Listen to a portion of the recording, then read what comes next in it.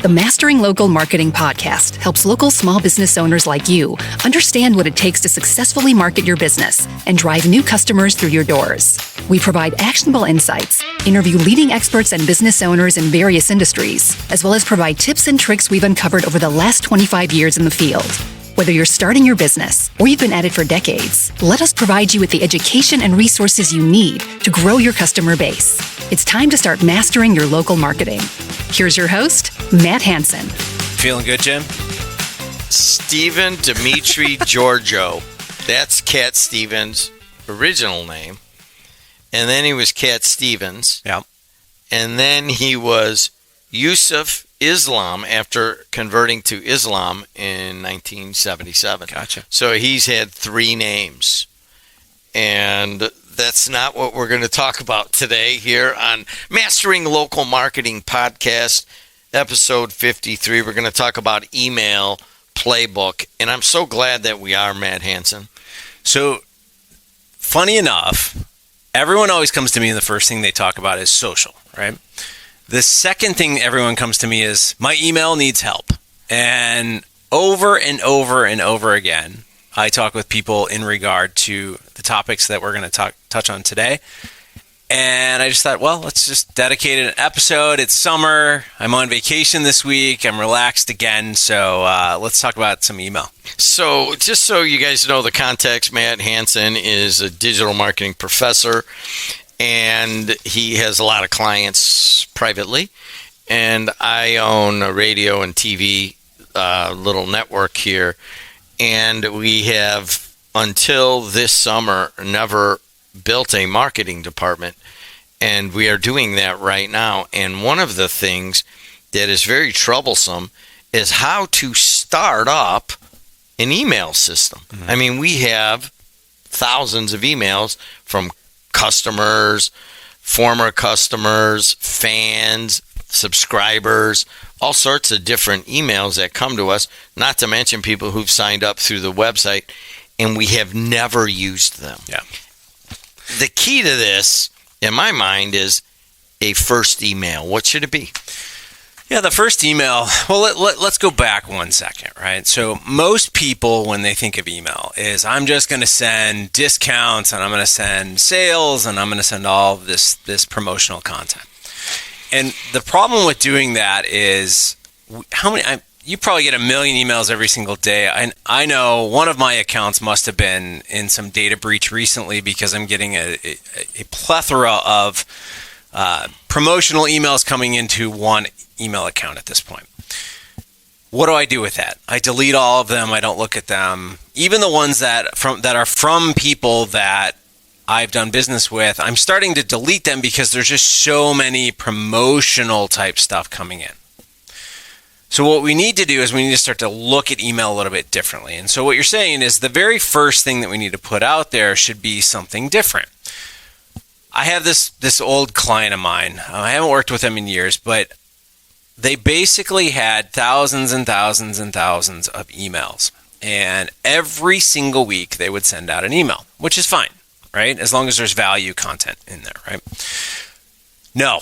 What they did is they literally would put 5 different products in there. Here is what's on sale. Send it out, right?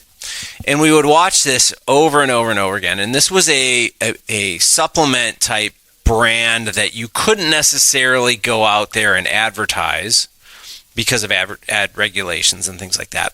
So they had this list, and it would start to diminish the list. You'd see all these opt-outs over and over and over again, and they weren't replenishing them.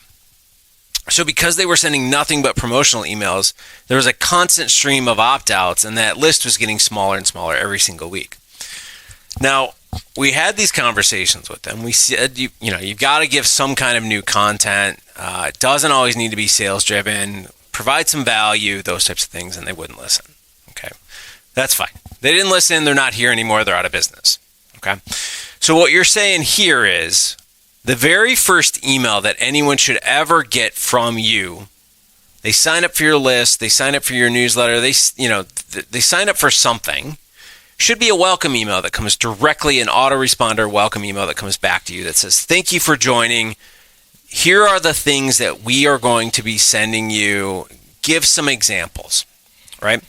Or the other part of this is one of the things that we used to put out there to our larger clients was provide newsletter or whatever you're doing, the emails that you send out, provide some examples so people can see what that's going to look like, right? So just an image showing here's one of the emails that we send so you know exactly what is going to come out. So the very first thing, again, is a welcome email. It should be auto-triggered, right? As soon as they sign up, it goes to their inbox saying, thank you for signing up. We really appreciate you. Here's the content that we're going to be sending you. Look forward to, having discussions with you in the future. So I'll just use us. Literally, we're going through this right now as a rather chaotic startup that has kind of finally reached a point where we could take a breath and figure out what we want to do. But we have subscribers' emails, and we have client emails and former client emails, and I don't know, it all adds up. There's several hundred, if not thousands, right?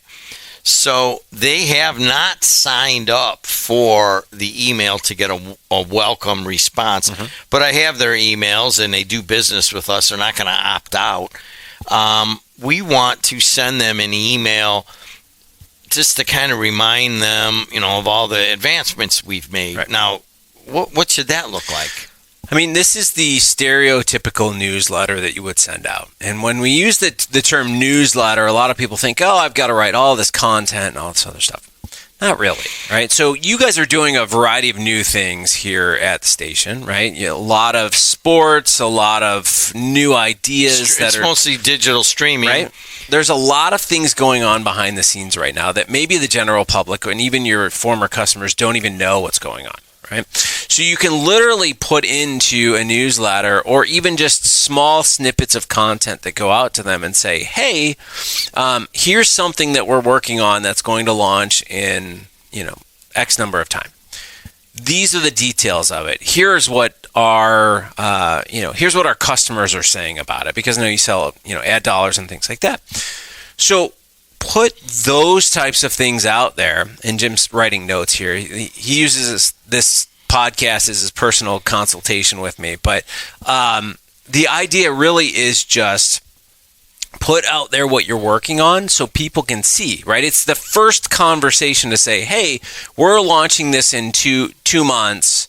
Here's what we're working on. Here's some opportunities that are going to be available. If you've got some other ideas on how to make this better, other ways that ad dollars would, your ad dollars would go farther. I know you're having conversations with a couple people in regard to different markets, right? So use it as a tool to share with people what's happening, but you'll also start to hear back from others and use it kind of as a sounding board. And Hanson's right, and part of it is, I'll be honest with you, I think this is our 53rd episode. I took his classes in getting my MBA in digital marketing, and that helped us provide at least a basis, but we've been putting marketing off for years as we built it, and I'm guessing and I'm projecting that there are other small to medium-sized business owners and so forth that are facing the similar issues that we are. Okay, they've hit some growth. Now what do? You're pointing out, well, tell people that now you're streaming these games, where I think we're going to have another announcement. So basically what we have is new inventory. It's a lot of new inventory, and we've told no one. And if you go back to a previous podcast, we talk about awareness. I mean, we're less than 10% awareness on our new inventory. And there's probably 90% awareness around here about our old inventory. That's a problem. But other businesses are in this. How do they tell people about new inventory? Yeah, so inventory can be a variety of different ways, right? So you can think of it in terms of a service that you're offering. It can be a new product line that you're offering. Maybe it's a new brand that you've brought on board, right? So you've gone out there, you've found this new brand. Maybe it's something that's really high demand. My kids were talking about something the other day that's in really high demand, and I apologize, I don't remember the name of it, but I'm starting to see it everywhere. And it's stuff like that you can put out into an email to say, hey, we are now a new distributor of this brand. We have this now in stock. Or maybe you're selling something that actually sells out pretty often. And I've had that happen with a variety of clients as well as my own businesses, where you'll have to send inventory notifications to say, new inventory is coming in 2 weeks. Let's get you on the list for the limited amount that we have coming in. We probably had at least 8 to 10 different products, like different brands from the old home decor shop that we had, but they were gifts and collectibles and that kind of thing, that once they came in, they were already pre-sold. So we would send out an email a couple weeks before and say, they're coming in on this date. Here they're available for purchase right now. And we would literally pre-sell everything before it even came in the door. So another email, which many of us get in our own inboxes, is for an event. Mm-hmm. When do you know it's time to send out about an event? Well, you don't want to send it the day of, right? So we have July 4th coming up in 2 days. It's probably not a good time to say, hey, let's get people coming into our store tomorrow or the next day, right? It's a little late. So you got to start thinking a little bit farther out, give people time to plan. It depends on really the season that you're in. Because summer right now, it's July 4th. And what's happening? Well, people are taking time off. I know our office at the university is a ghost town right now. People are taking off. They've got plans. The 4th of July, you talk to people, they've got 2-3 different places that they're going. They're going to parades. They're doing all these things, right? So you should, if it revolves around a major holiday or an event, it needs to be pushed out really far. Right. But if you're talking about some random, let's call it March 2nd, there's not a whole lot going on. It's wintertime. For those of you in the cold, it's wintertime. You probably can do it a little bit closer. But think in terms of consumer behavior again, what people have planned. Summer's always tough. The end of the year is always tough with the holidays and New Year's. If you're doing an event, just remember that you've got to revolve around people's lifestyles. So events, does it have to be your event? Or if you're partnering with others on an event, can that warrant an email? Yeah, I say this to realtors all the time. I say, I'm not buying you. I'm buying a house in a community, and I want to know about the community, right? So the real estate agents that I see that are doing amazing are the ones that are selling the events and the things that are going on in those towns, so I get to know the town that I'm going into. So it doesn't have to be your event. It can be an event that's run by the town. It could be an event that's run by a city. It could be an event that is run by a sports team. You talk about sports. It could be a variety of different things, but events, people get excited to kind of say, oh, I didn't know that was going on. We've got one client that we work with. They send out an email about their company, but on the bottom of it, there are 4 events in that month, and they're events that are around their space, right? So if you're going to come out to go see that event, basically what they're saying is, you're going to this event, stop by and see us. Or if you're coming to see us, go stop by and go to this event. So they're piggybacking off of multiple things to do. And let's face it, we're in the summer, so everyone's looking for ways to fill their day when their time's off, or weekend or whatever. So one of our main partner anymore is a partner of yours also, is the Times, part of Lee Enterprises. And they sent out an email, and I thought it was kind of silly at first, but then I'm like, I'm pretty sure I'm going to copy this, and they'll be fine with it. Yeah. They were like, with their sports, all right, which game should we cover? Mm-hmm. Which game should I send a reporter out to and have them write a story and take a bunch of pictures? Yeah. They put that in an email. They put that in a social media post. And they got a lot of people that want their game covered. Mm-hmm. So it's basically feedback. How do you get that into an email to get them engaged? Well, you got to understand that they're, when it comes to that they are passionate about the sports team. But if you're talking about a product or service, it could be somebody that has recently been in your store. I want to know, how did we do? I want to know, did the product meet expectations? I want to know, is there something that we could have done better? I want to know, they just ate at your restaurant. Can you give me an honest opinion of what you saw on the menu? Right? Are we going in the right direction? Or is there something else that you would like to see there? Is there a dessert that you've always wanted to eat, but it's not, you never see it out, right? So ask all of these different questions, because we're very opinionated when it comes, especially when we sit behind our computer keyboard, right? People are very opinionated. They'll tell you what they want and what they don't want. But go out there and just ask, right? And this could even be a Google review, right? Just send them, hey, I know we just did business with you. You talk about your HVAC friend all the time. A week later, I hope everything's good. Just wanted to send a follow-up. If you are happy with our service, can you review us on Google? I mean, you're going to drive your reviews up just by sending a simple email.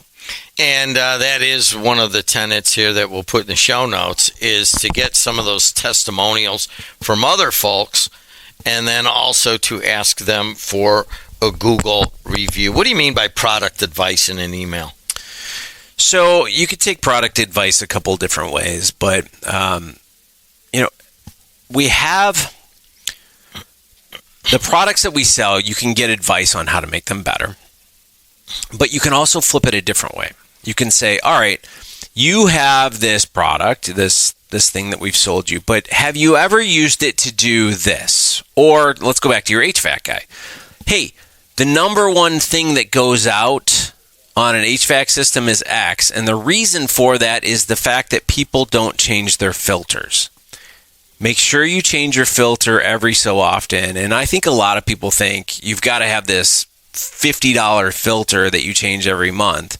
Really what they're telling you is just buy a filter, put it in there, and change it often, and you're going to extend the time on your HVAC system. So it could be something as simple as that. But it also could be, let's say you buy furniture. We had the furniture shop, right? We would give them recommendations. Okay, so you got a scratch on your furniture. What are you going to do? You're going to go, oh, geez, this is the worst. Take a black Sharpie on a brown piece of furniture. Take the black Sharpie across the scratch. Take your finger, wet it, wipe it across. You'll never see it again. See what I'm saying? Like, there's advice you can give to people, care advice, use advice, all these different things. Put it in an email. They're little tips. So let's go back to kind of a larger view of this. If you look at why we're doing the podcast, it is to talk to small and medium-sized businesses how to most efficiently use digital, and we'll get more into traditional media and mailing and stuff like that at some other time, but we kind of gone the first 50 on this direction. But also, ultimately, it's about getting the best ROI for your time and for your money and for all of the resources that you already have. So what kind of budget are you talking about on email campaigns? Budget doesn't have to be huge at all. I mean, yes, if you've got a 10, 20, 30,000 person email list, then yeah, the budget's going to go up there. But I mean, you could spend $50 a month on your email and be perfectly fine with it. I mean, again, you want to make sure that it's tracking well, that you're getting a lot of click-throughs, that you're getting a lot of response, that you're actually making money off of it.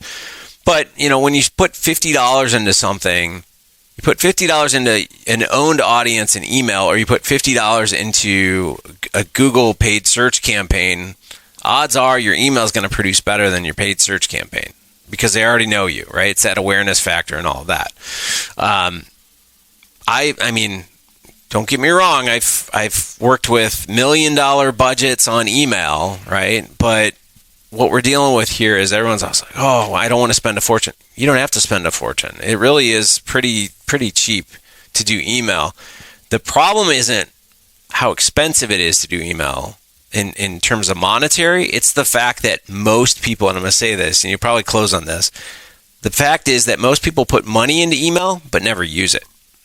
There it is, right there. At some point in your marketing plan, to me, this is one we're instituting right now at your behest in the classes, and from taking the classes, it's almost as if you would say this is where you could get the most bang for your buck.